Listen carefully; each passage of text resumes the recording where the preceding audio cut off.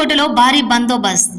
భారత్ పాక్ దేశాల మధ్య జరుగుతున్న యుద్ధంలో భాగంగా భారత అంతరిక్ష పరిశోధన సంస్థ ఇస్రోకు సంబంధించిన ఉమ్మడి నెల్లూరు జిల్లాలోని శ్రీహరికోట రాకెట్ ప్రయోగ కేంద్రం షార్ సెంటర్ వద్ద ఇస్రో భద్రతా దళాలు షార్ను చుట్టుముట్టి గట్టి బందోబస్తు నడుమ నిఘా పెంచారు. సతీష్ ధావన్ స్పేస్ సెంటర్ షారుకు సంబంధించి భద్రతా దళాలు 700 నుంచి 1000 మంది సిఐఎస్ఎఫ్ భద్రతా దళాలు షారును కాపు కాస్తూ ఉంటాయి.